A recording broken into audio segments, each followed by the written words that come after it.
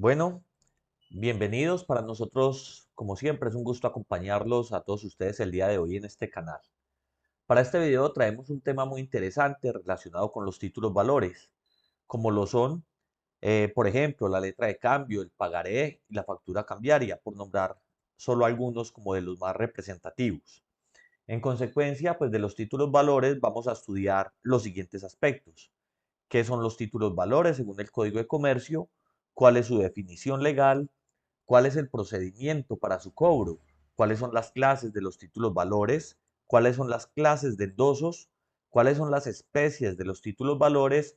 ¿Cuáles son los requisitos formales y sustanciales de los títulos ejecutivos, de los cuales hacen parte, claro está, los títulos valores?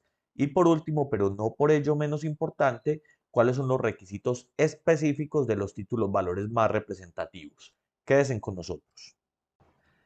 Bueno, para iniciar vamos a decir que los títulos valores son bienes mercantiles, pues hacen parte del libro tercero del Código de Comercio, artículo 515 y siguientes de dicha disposición comercial.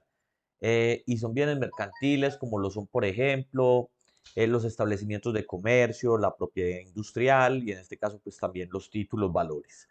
La definición pues establecida en el artículo 619 también del Código de Comercio señala que son documentos necesarios para legitimar el ejercicio del derecho literal y autónomo que en ellos se incorpora. En palabras sencillas, simplemente son documentos en el que constan las obligaciones. El procedimiento, ¿cuál es entonces para cobrar las obligaciones que se están garantizando a través de estos documentos? Básicamente, el artículo 793 del Código de Comercio nos enseña que el cobro de un título valor da lugar al procedimiento ejecutivo. Vamos a revisar este artículo 793. Vamos a buscarlo. Este es el Código de Comercio 793. Cobro de título valor da lugar al procedimiento ejecutivo. Nos señala, el cobro de un título valor da lugar al procedimiento ejecutivo. Bueno, ¿y cuál es el procedimiento ejecutivo? El procedimiento ejecutivo, el proceso ejecutivo está en nuestro Código General del Proceso, artículo 422 y siguientes. Acá lo pueden ver, pueden demandarse ejecutivamente estas obligaciones, ¿sí? También señala este artículo que los demás documentos que señala la ley, como la ley, en este caso el Código de Comercio, en este artículo 793 nos señala que el cobro de estas obligaciones se hace a través del procedimiento ejecutivo, pues este es el procedimiento específico a través del cual se tiene que rituar estos procesos de cobro. Acá valga hacer una aclaración que si bien se surte a través del proceso ejecutivo, digamos que esa es la cuerda procesal que se utiliza, digamos que hay que tener también especial atención por las disposiciones especiales que establece el mismo Código de Comercio, ya las vamos a ver, propias de la acción cambiaria. Vamos a ver en un momento estas disposiciones de la acción cambiaria. Continuamos entonces con el artículo 780 del Código de Comercio para hablar ahora entonces de la acción cambiaria. Estamos hablando entonces, claro, aplican las normas propias del procedimiento ejecutivo, pero en lo que no dispongan las normas especiales de la acción cambiaria, es decir, tienen preferencia las normas especiales de la acción cambiaria sobre las normas del proceso ejecutivo del Código General del Proceso, pues por ser norma especial. Dicho eso, entonces vamos a ver en qué casos procede la acción cambiaria, numeral segundo, en caso de falta de pago o pago parcial. En este caso sería la acción cambiaria directa, pues se ejercita en contra del aceptante de la orden. ¿De la orden de qué? De la orden de pago.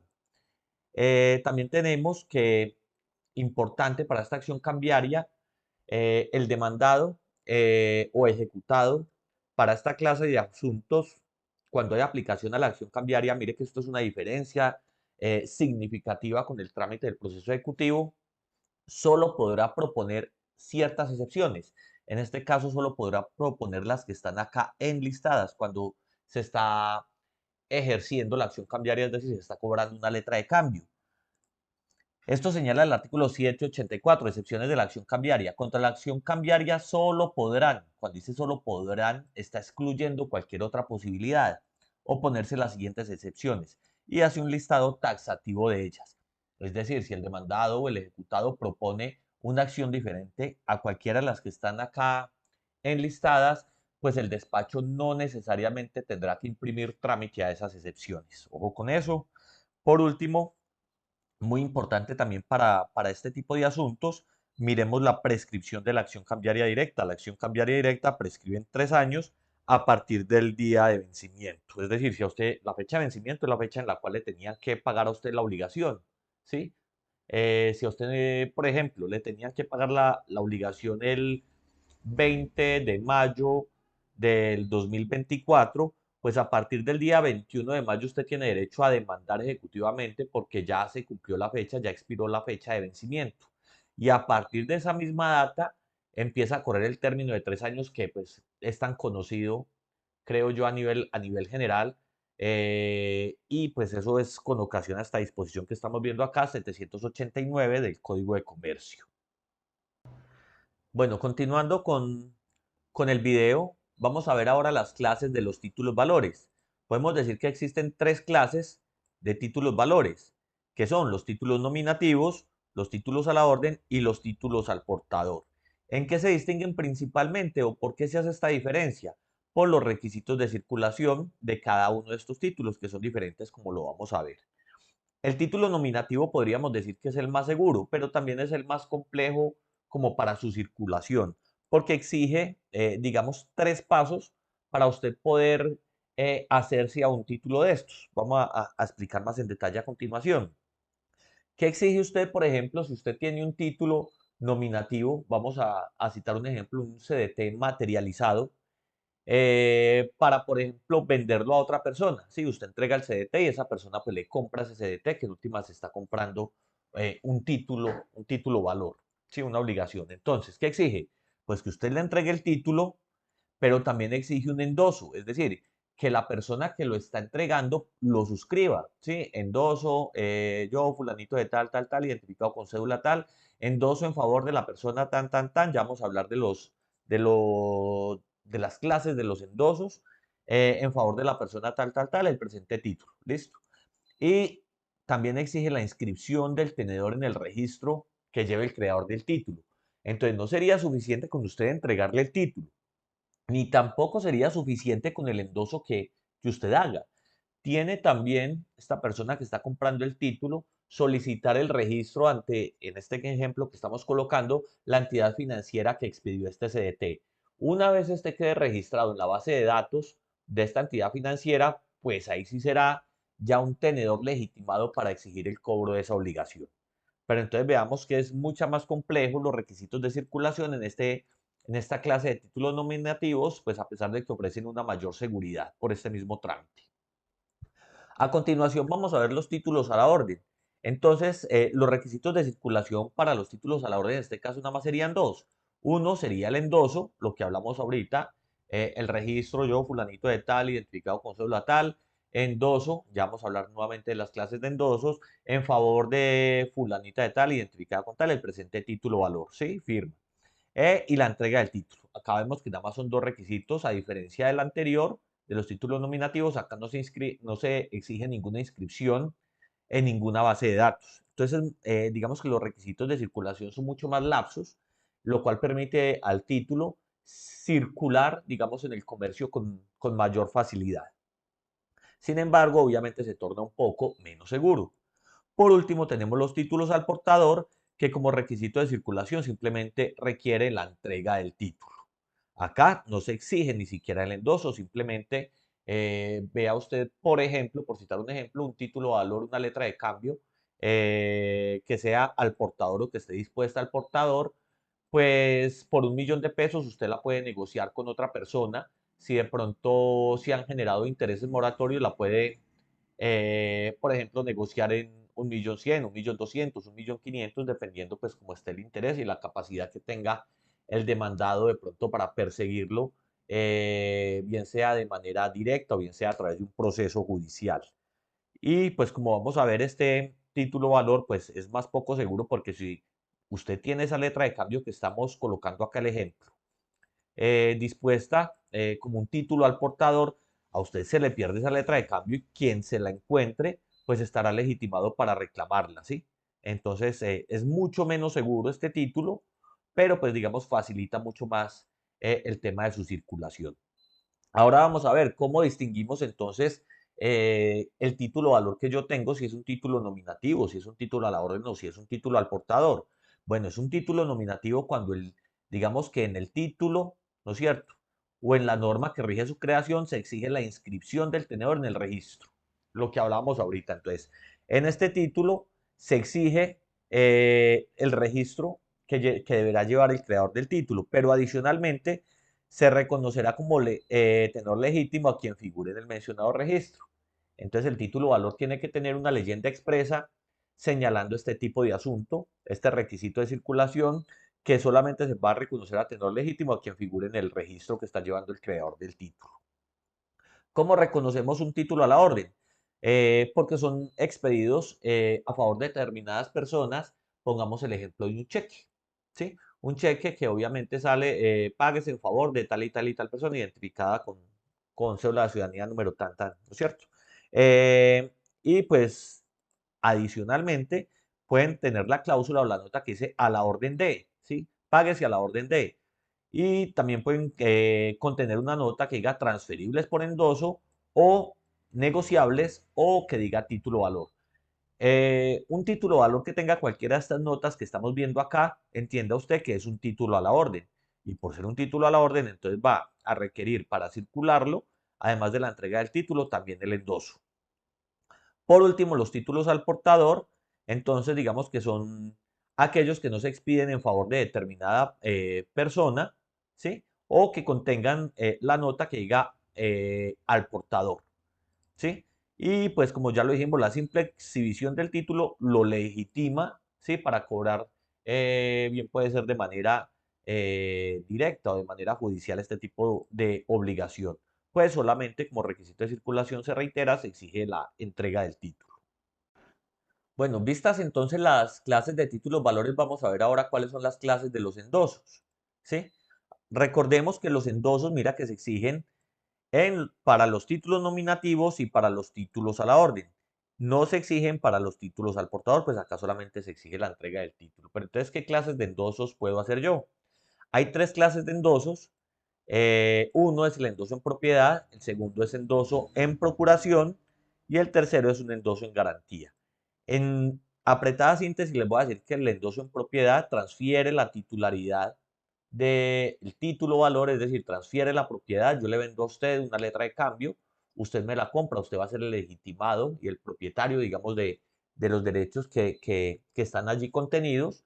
Diferente al endoso en procuración, pues acá yo si le endoso en procuración a usted un título valor, simplemente lo estoy facultando para que lo pueda cobrar judicial o extrajudicialmente, y el endoso en garantía, que es simplemente la constitución, digamos, de una garantía del pago de otra obligación diferente, que se va a ver satisfecha en caso pues tal de incumplimiento, se puede hacer efectiva esa garantía que quedó establecida en ese título valor. Ya vamos a hablar más del tema y a detallarlo más específicamente. Hablemos un poquito entonces del endoso en propiedad y podemos decir que no está definido en el Código de Comercio y como lo señalaba ahorita, transfiere la propiedad del título valor del endosante al endosatario.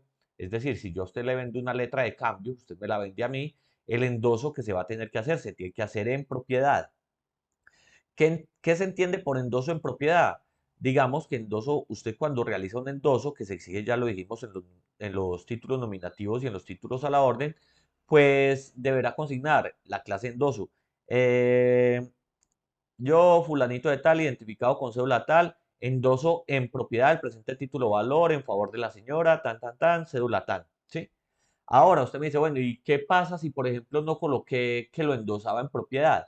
La ley, por ejemplo, establece que cuando usted no señala la clase de endoso que está haciendo, es decir, no coloca si es un endoso en propiedad o un endoso en procuración, un endoso en garantía, legalmente se va a entender que es un endoso en propiedad. Miremos, se entiende endoso en propiedad aquel que no se haga con las cláusulas en procuración, al cobro, en prenda, en garantía o otras equivalentes. Entonces, si usted se le olvidó colocar, legalmente se va a entender que es un endoso en propiedad que usted estaba realizando ese título valor. Ahora, el endoso en procuración sí deberá tener expreso que es la clase de endoso, endoso en procuración o al cobro o otra equivalente, pues esta no transfiere la propiedad, ¿sí? Simplemente faculta al endosatario para cobrarlo judicial extrajudicialmente. Muchos abogados normalmente para tramitar, digamos, este cobro de estas obligaciones, en vez de solicitarle al propietario del título valor que les otorgue un poder para ellos adelantar el cobro en su representación, pues simplemente le dicen que haga el endoso en procuración en el título valor y con eso ya se van al proceso judicial y se les reconoce pues la personería jurídica correspondiente en virtud de ese endoso en procuración que realizó el legítimo tenedor del título. Bueno, podemos decir que el endosatario, es decir, en este caso, denominémoslo como el abogado que va a cobrar ese título valor, tiene todos los derechos y obligaciones de un representante legal. Y pues que básicamente la representación no termina, por lo menos no de manera directa, con la muerte, pero pues sí se puede revocar por parte del endosante. Por último, tenemos el endoso en garantía, pues el que contiene la cláusula, así como se denomina en garantía o en prenda, otra equivalente, y constituye pues, un derecho prendario sobre el título valor del endosatario. Usted, por ejemplo, le está debiendo 1.000.000 de pesos a una persona por un negocio jurídico distinto y para garantizar el pago de esa obligación, pues usted tiene una letra de cambio, usted fácilmente la puede endosar en garantía en favor de esta persona y ante el incumplimiento, pues digamos que con ese título valor dado en garantía, pues se puede satisfacer esa obligación. Eh, ya con eso, pues podemos dar por terminado el tema de la clase de endosos y vamos a entrar a especificar cuáles son las especies de los títulos valores o cuáles son los títulos valores. Directamente tenemos 7 títulos de valores que establece el Código de Comercio, que son la letra de cambio, el pagaré, el cheque, los bonos, certificados de depósito y bonos de prensa, carta y porte de conocimiento de embarque y la factura cambiaria. Digamos que los más conocidos o representativos en este caso serían la letra de cambio, el pagaré, pues el cheque que ya ha entrado un poco también en desuso y la factura cambiaria. Bueno, a continuación vamos a ver los requisitos generales de los títulos ejecutivos que resultan aplicables a los títulos valores. En este caso, el artículo 422 del Código General del Proceso y la sentencia constitucional T 747 del 2013, pues nos enseñan lo siguiente, mire. Tenemos dos tipos de requisitos, los formales y los requisitos sustanciales. Entre los requisitos formales encontramos tres. ¿Qué dice la Corte Constitucional al respecto? Que los documentos que dan cuenta de la existencia de la obligación tienen que cumplir con estos requisitos. Primero, que sean auténticos. Segundo, que provengan, bien sea del deudor o de su causante, y constituyan plena prueba contra él. En este caso podemos ver los títulos valores como la firma del aceptante, ¿no es cierto?, del deudor. Con esa firma del deudor se entiende que ese documento proviene de él, ¿sí? Que emanen de una sentencia de condena proferida por un juez de cualquier jurisdicción, o que emanen de otra providencia, no necesariamente una sentencia, de otra providencia, un auto proferida por un juez, o que emanen de providencias que aprueben liquidación de costas o señalen honorarios en favor de auxiliares de la justicia, proferidas dentro de procesos de policía. Demás documentos que señale la ley, por ejemplo, los títulos valores, como lo veíamos al inicio del video, o la confesión que conste en el interrogatorio previsto en el artículo 184 del Código General del Proceso que trata de las pruebas anticipadas. Sí, digamos, es llamémoslo un proceso pequeñito, judicial, a través del cual usted le solicita al juez que por favor cite a determinada persona, sí, quien es su deudor, pero lamentablemente usted no quedó de pronto con una letra de cambio. El juez cita a esa persona a audiencia y usted le hace las preguntas en audiencia, directamente en audiencia, bajo la gravedad de juramento, claro, llega hasta otra persona y usted le dice, ¿es cierto o no? Si para tal fecha yo le presté tal dinero. Así que es cierto. ¿Es cierto o no que quedamos o convenimos que los intereses de plazo iban a hacer esto? ¿Es cierto o no que los intereses de mora los pactamos en esto? ¿Es cierto o no que usted quedó de pagarme la totalidad del dinero en tal fecha? Si él acepta, ¿sí? Digamos, como ciertos esos hechos, pues el juez va a expedir una constancia y con esa constancia usted ya queda automáticamente con un título ejecutivo con el cual puede ir inmediatamente a adelantar el proceso ejecutivo en contra de esta persona y no tener que irse a un proceso declarativo, ¿sí? Grandísimo, larguísimo para lograr lo mismo. Bueno, como tercer punto nos dice que este título puede ser singular o complejo.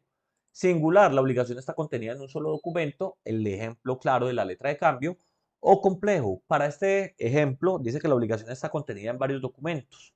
Me gusta citar como ejemplo acá el caso de, no es de un título de valor propiamente, es de un título ejecutivo que es un contrato de arrendamiento en el cual están determinadas y líquidas las sumas de dinero pues que adeuda tal o cual persona, ¿sí? Con eso no habría dificultad, ese solo documento prestaría mérito ejecutivo, pero si usted quiere cobrar también, por ejemplo, los servicios públicos que ha dejado de pagar esta persona teniendo la obligación de hacerlo, ese documento no será suficiente, pues necesitará usted una certificación por parte de la entidad prestadora del servicio público domiciliario, esa certificación en la cual de cuenta, pues desde qué fecha está en mora usted con la obligación y cuál es la suma líquida de dinero que está deudando, ¿sí? Por concepto de ese servicio público.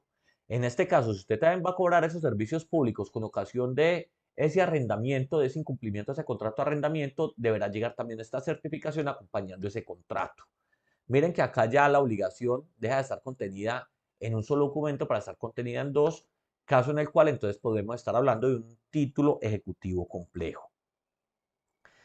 Perfecto. Entre los requisitos sustanciales, entonces tenemos que la Corte Constitucional dice, vea, el título debe contener lo siguiente. Primero, una prestación que determine quién es el beneficiario y quién es el obligado, es decir, quién es el acreedor y quién es el deudor.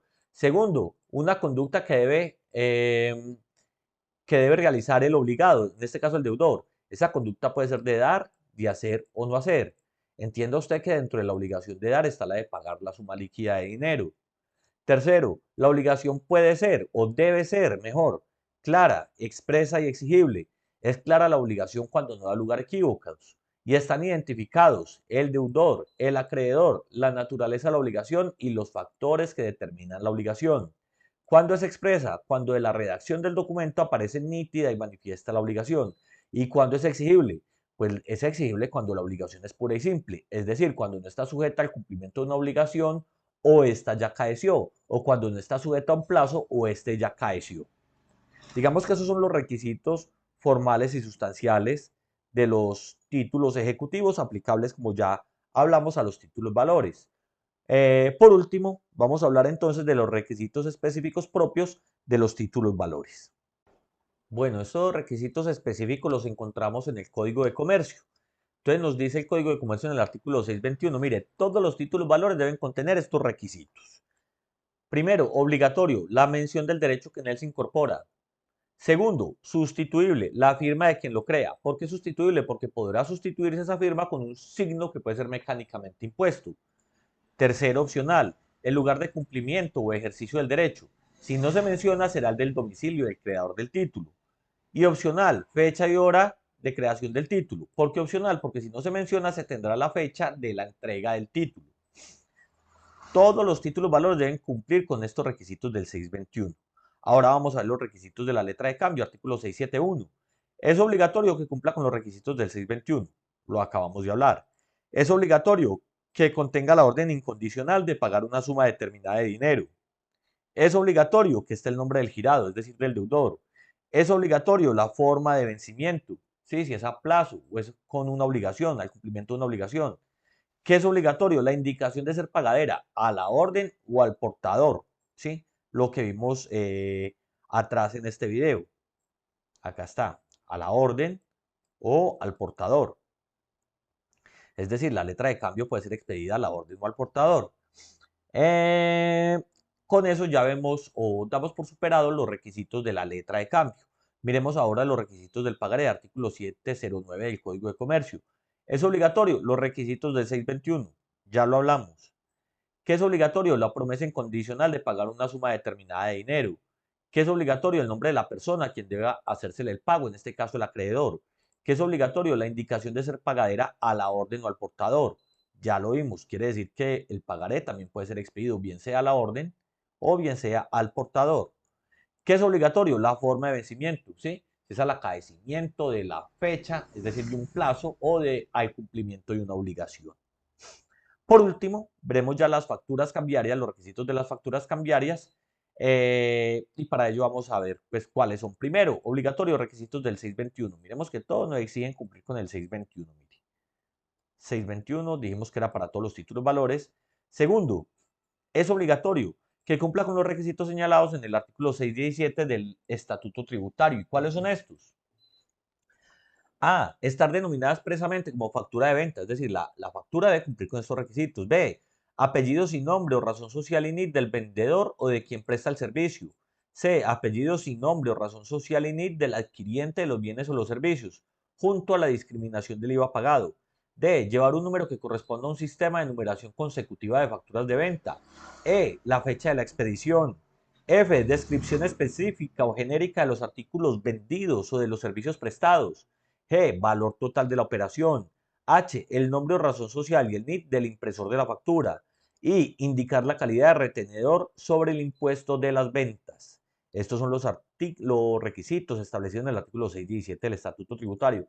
Que es que la factura de venta no está denominada expresamente como factura de venta. No presta mérito ejecutivo, no le va a servir para iniciar el proceso ejecutivo con las disposiciones propias de la acción cambiaria. ¿Sí? Porque claramente nos señala la ley que deberá cumplir de manera obligatoria con todos estos requisitos. Perfecto. Tercero, es un requisito opcional, la forma de vencimiento. ¿Por qué es opcional? Porque en ausencia de este se entenderá que debe ser pagadera dentro de los 30 días calendarios siguientes a su emisión. En estos términos está dispuesta la norma, pero entiendan ustedes que no, desde mi punto de vista, no se puede considerar que es dentro de los 30 días siguientes a su emisión. ¿Por qué? Porque vamos a colocar un ejemplo. Se expide una factura de venta, tiene fecha de expedición hoy y el acreedor no entrega esta factura al deudor sino hasta dentro de 30 días. No podrá exigirle entonces al deudor que ya es hora de pagar la factura cuando apenas se la está entregando. Pues no resulta lógico. Por eso deberá entenderse que estos 30 días de que habla la norma serán los 30 días siguientes a la fecha de erradicación. ¿Ante quién? Ante el deudor. Porque el deudor claramente tiene derecho a revisar la factura de venta, cuáles son los servicios prestados, si todo está conforme pues al negocio jurídico celebrado, tiene derecho a objetar esa factura parcial o totalmente, tiene derecho a devolverla. Bueno, hay unos derechos establecidos acá para tales efectos en favor del deudor. Entonces, por eso estos 30 días siguientes de que habla la norma deben ser tenidos en cuenta a partir de la fecha de erradicación de la misma. Obligatorio. Requisito número 4. La fecha de recibo de la factura, con indicación del nombre, identificación o firma de quien sea el encargado de recibirla. Esta fecha de recibo de la factura, ¿de recibo por parte de quién? Pues del deudor, ¿sí? Esta fecha, como le venía diciendo, además de ser el detonante de la aceptación de la factura, digamos que también es el detonante de estos 30 días calendario que tiene el deudor para pagar la misma. En el Código de Comercio se establece un término, como les decía ahorita, en el cual pues el deudor puede, bien sea pagar la obligación contenida en la factura de venta, puede objetar esta factura de venta de manera parcial o de manera total, o tiene derecho también a hacer la devolución de esta factura. Y por último, como quinto punto, es obligatorio que el prestador del servicio pues debe dejar constancia en el original de la factura el estado de pago de la misma. Es muy común y muy frecuente que cuando presentan estas facturas de venta para el cobro judicial, la providencia que sale a continuación por parte de los despachos, que es pues muy reincidente este asunto, es la exigencia de este requisito. Venga, es que en las facturas de venta no está la constancia del estado del pago del precio de la factura. Entonces, ¿qué es lo que hacen las entidades? Normalmente, en la parte de atrás de la factura le colocan un sello dando cuenta, pues, cuál es el saldo insoluto, es decir, el saldo que se está debiendo sobre el valor total de la factura. Con esto tenemos por vistos ya como este tema de los títulos valores. Espero pues que el video, como siempre, haya sido de su agrado, haya sido de su interés. Si les parece interesante el contenido que venimos publicando, por favor dale me gusta, suscribirse al canal, compartir el video, pues si así lo consideran. Vamos próximamente a realizar ya otro video, pero más específico al tema procesal, cómo es que se cobran, ¿sí? Porque acá se dice, no, pues se adelanta el proceso ejecutivo, pero pues cómo se adelanta un proceso ejecutivo. Creo que vamos a enfocar nuestro próximo video en esos aspectos. Nuevamente, mil gracias por su atención y hasta el próximo video.